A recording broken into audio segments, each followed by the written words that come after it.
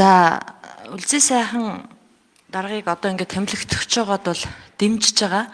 Та бол Монголын одоо эмэгтэйчүүд дундаа, хуульчдын дундаа бол манлайлал үзүүлсэн. Энэ улсад маш ховорхон тохиолдох тийм одоо сайн хуульч дэг ёсыг мэддэг, үндсэн хуулийн цэцэн гишүүнээр ажиллаж исэн ийм хүн. Тийм учраас би бол талархалтай хандж байгаа. Та бол үндсэн хуулийн цэцэн гишүүнээс бууж энэ улсын хурлын одоо тамгын газрыг удирдах гэж байна, галтгоог удирдах гэж байна. Тэгэхээр сая бол Монгол улсын парламент хүнд юмыг тулсан. Монголын төр хүнд юмыг тулсан.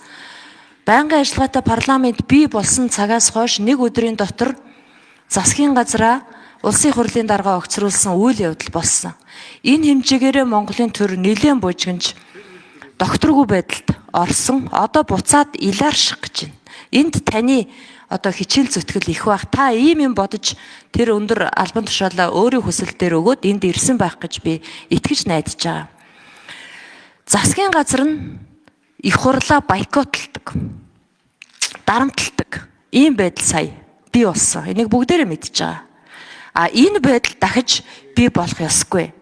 Улсын хурлын дарга бас энийг хичээж ажиллах хэрэгтэй. Энэ саяны болсон үйл явдыг илаашруулж, эв нэгдэлтэй байлгахын төлөө улсын хурлын дарга, за тэгээ үлзий сайхан дарга та хоёрын хичээл зүтгэл их байгаа юм аа. Одоо удахгүй 12 дугаар сарын 29 болно.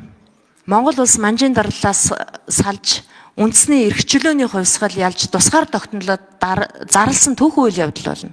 8 дугаар богд Жавцан Дамбины хэлсэн ийм үг байгаа юм. Тусгаар тогтнохоос өөр оршин тогтнохын үндэс алгаа гэж. Тэгвэл өнөөдөр Монголын төрд ардчлалаас өөр тусгаар тогтнох, оршин тогтнохын үндэс байхгүй юм шүү. Тэгэхээр ардчилсан парламентын үйл ажиллагааг хамгаалж аль нэг нам улс төрийн хүчинд үйлчлэхгүй байгаарай.